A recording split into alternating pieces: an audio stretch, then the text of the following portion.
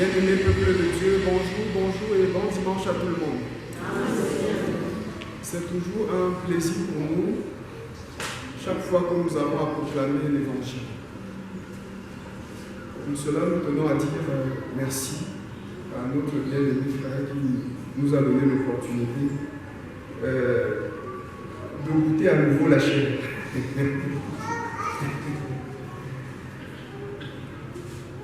Bien-aimé dans le Seigneur, le texte qui va nous conduire tout au long de ce message est celui dont nous venons d'écouter la lecture, à savoir le texte de l'Évangile de Matthieu en son chapitre 13, versets 24 à 43. Bien-aimés dans le Seigneur, d'entrée de jeu, nous voulons relever le fait que cette parabole se situe dans un grand ensemble. Et le grand ensemble dans lequel il se situe est fait d'une série de paraboles à travers lesquelles le Seigneur Jésus-Christ veut instruire son peuple au sujet du royaume des cieux, au sujet de l'attente de son retour, la seconde venue du Seigneur Jésus. Et pour cela, ce texte se situe dans la série qui est faite de la parabole du Seigneur, l'ivraie, du grain de sénévé, du levain, du trésor caché, de la perle et du filet. Bien-aimés dans le Seigneur, quand nous revoyons le texte qui précède celui-ci, qui bien évidemment a été le texte de prédication de dimanche dernier, on nous dit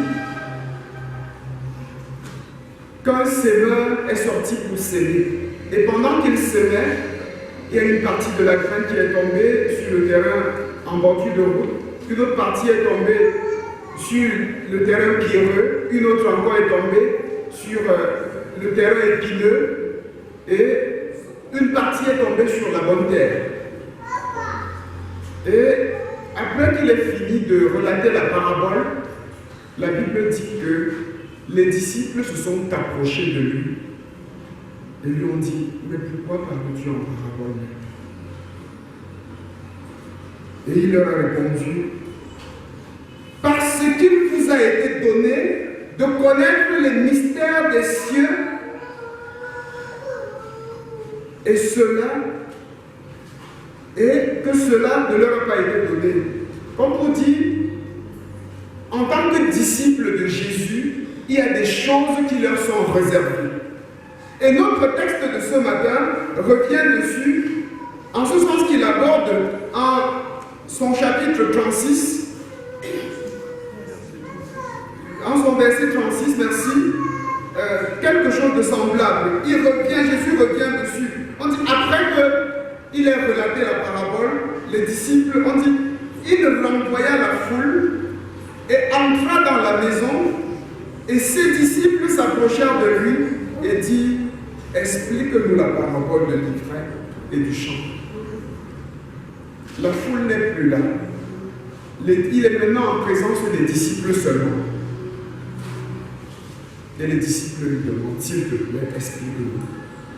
Et plus haut, il y en a à qui les mystères du royaume des cieux sont réservés.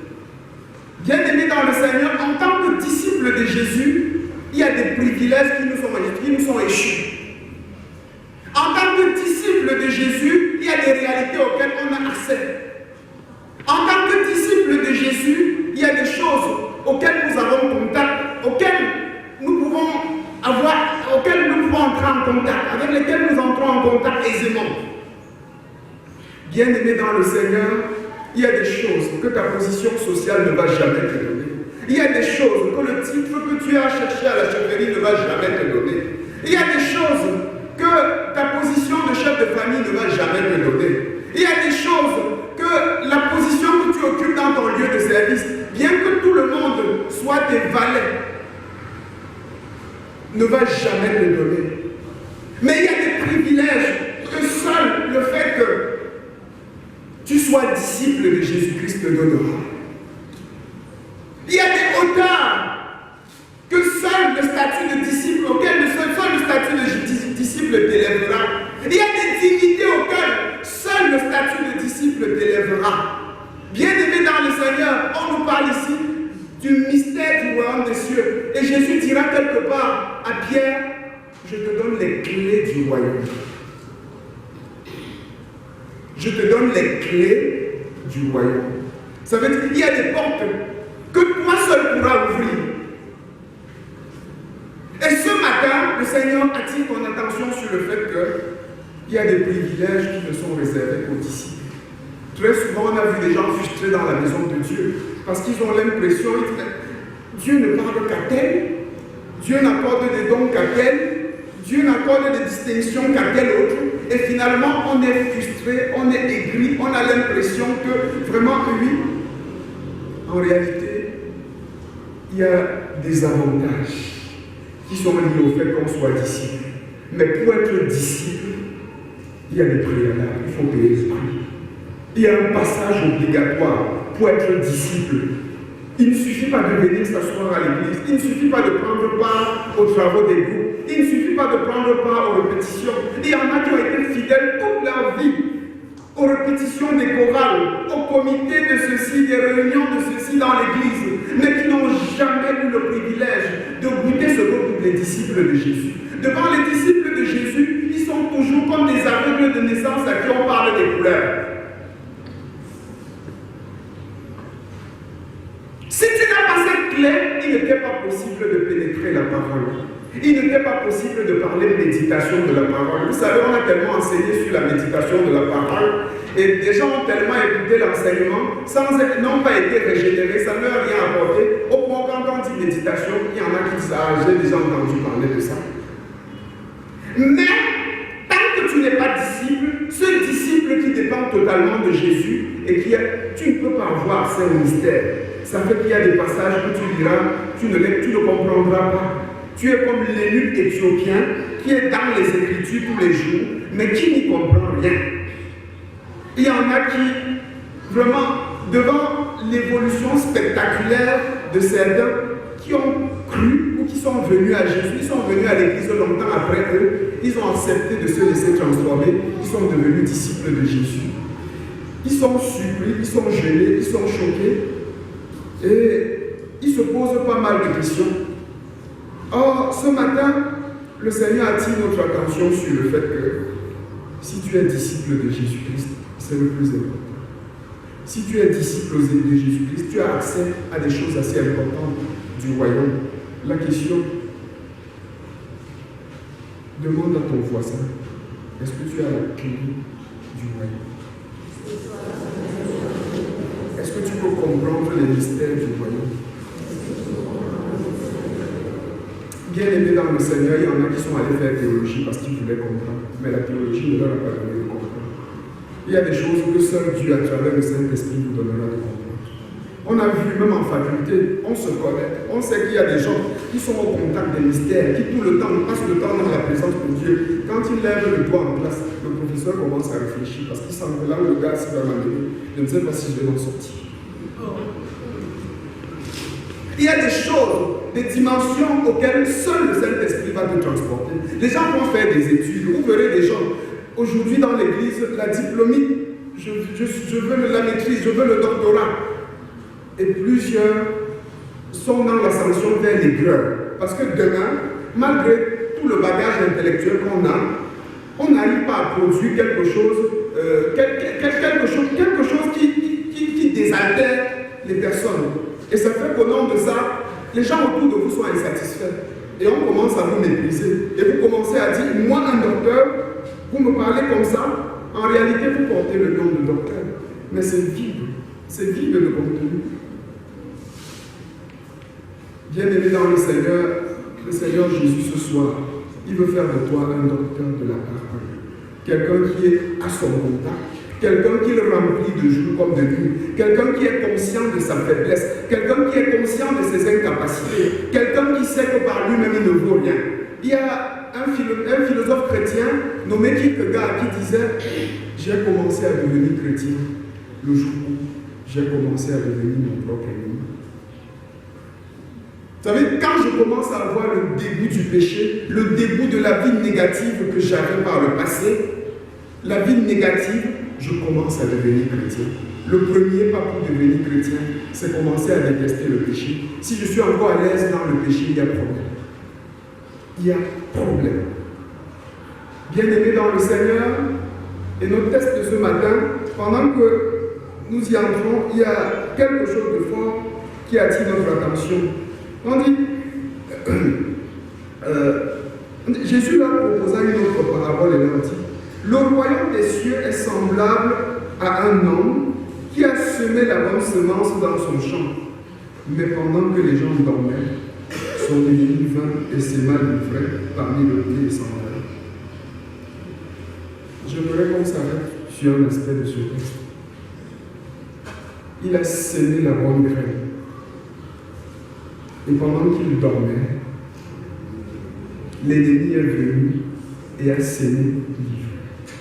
Pendant que les gens dormaient. J'aimerais qu'on s'arrête là-dessus. À quel moment? Quel est le moment pendant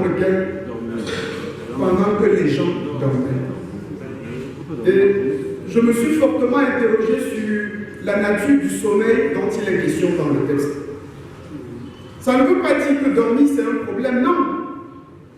Dieu ne nous empêche pas de dormir, c'est vrai que lui dira que les venants de tanière, les oiseaux ont le déni, mais le Fils de l'homme, lui, n'a pas où reposer sa tête. Comme on dit, il n'est pas venu dormir sur la terre. Et quand on connaît Jésus-Christ, il n'y a plus de temps de répit, il n'y a plus de temps de sommeil. C'est pourquoi vous entendrez l'apôtre Paul tout le temps. Je cours vers le but. Je cours parce que quand véritablement on a rencontré Jésus, on n'a plus de temps.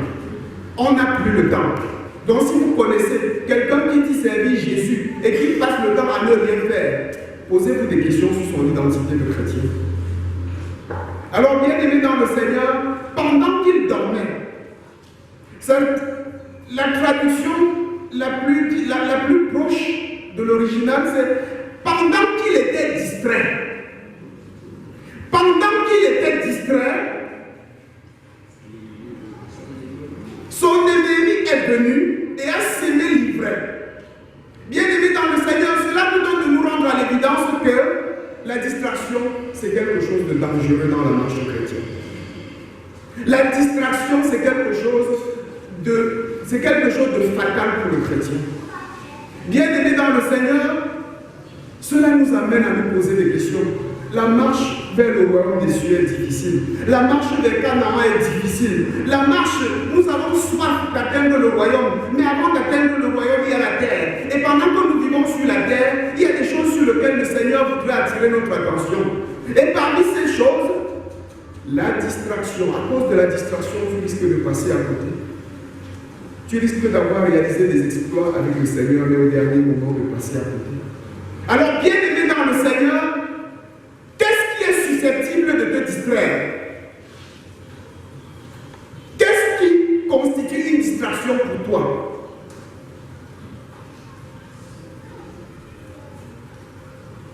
Il y en a chez qui c'est la compagnie, le genre de personne avec qui il marche. Dans la présence de Dieu, il a reçu de grandes choses, mais il s'est fait mal entourer. Il a une mauvaise compagnie. Et l'apôtre Paul dira, ne vous y trompez pas. Quand il dit aux Corinthiens, comment ne vous y trompez pas? C'est comme s'il était dans un débat. Les Corinthiens voulaient lui montrer que non, on peut marcher avec quelqu'un de négatif pour l'aider à devenir bon. L'apôtre, ne vous y trompez pas. Les mauvaises compagnies corrompent les bonnes mœurs. Quelle est la qualité de la personne avec qui tu marches? Oui, la nature des personnes avec qui l'on marche nous permet au planificateur de voir si vous allez faire long feu dans votre marche avec Dieu ou pas. Vous savez, si quelqu'un me dit qu'il a de grands projets avec le Seigneur, j'aimerais bien voir de quel genre de personne il s'est entouré. Quelle est la qualité de ta compagnie? Quelle est la nature de ce que tu écoutes? Vous savez, l'être humain est fait de ce qu'il voit et de ce qu'il entend. C'est ça qui façonne notre être.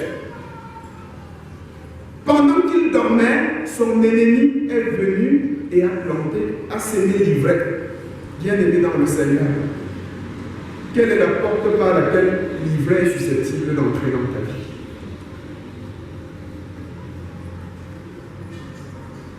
Quelle est la porte par laquelle l'ivraie est susceptible d'entrer dans ta vie?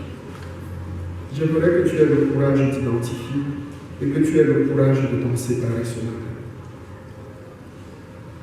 Ça fera mal. Ça fera mal. Ça va faire très mal. Je me souviens, j'ai un cadet, un petit cousin à qui j'ai rendu visite à l'université. Et le matin, on a passé un temps de méditation et j'ai abordé sa vie. Et à un moment donné, il a commencé à pleurer. Je dis, qu'est-ce qui ne va pas? Il dit, je suis tombé dans le péché, je suis avec une jeune fille. À un moment, on a eu des projets de mariage, mais depuis un certain temps, on vit dans le péché. Vraiment, je lui ai dit, si tu as des projets avec elle, pour commencer, vous allez très mal commencer, vous allez commencer par la fin. Tu vas d'abord arrêter, tu vas revenir au Seigneur et on fera la suite. Il a déclenché des pleurs, et donc je veux la laisser. Donc je veux me séparer d'elle. C'était dur. C'était dur. Alors, se séparer de ces choses qui nous distraient très souvent, ce n'est pas facile. Parce que c'est des choses qui se sont très souvent enracinées en nous. À des moments, même notre épouse ou notre époux peut devenir une distraction pour nous. Tu n'as plus de moments d'intimité avec Dieu parce que les temps qui étaient réservés à des moments de communion avec Dieu, tu es en train de causer avec ton époux ou tu es dans une futilité. Un enfant à nos côtés peut devenir une distraction pour nous et nous donner de passer à côté.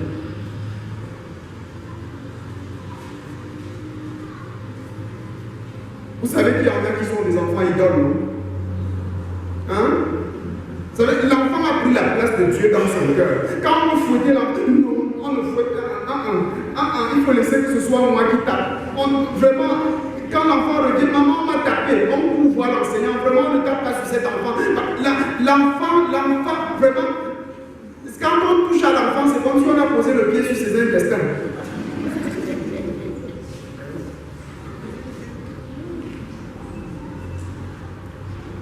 Attention à tout ce qui risque de devenir une distraction.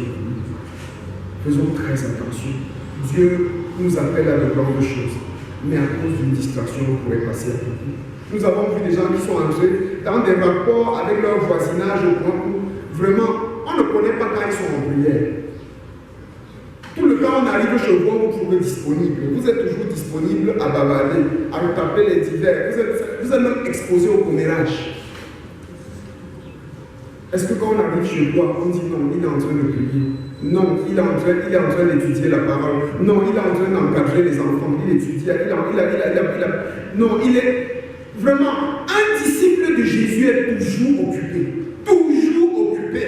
Si tu es de ceux qui sont toujours en divagation, tu es dangereux. Tu es dangereux. Ça fait qu'en dehors d'avoir livré en soi, on peut soi-même devenir ivraie. Ivraie pour notre famille, ivraie pour notre cadre de vie, ivraie pour la chorale dans laquelle on se trouve. Alors, quelle est ton utilité pour le groupe dans lequel tu te trouves? Pour la famille dans laquelle tu te trouves? En quoi n'es-tu pas? Qu'est-ce qui prouve que tu n'es pas de l'ivraie pour ta famille? Nous sommes en période de réunion familiale, n'est-ce pas?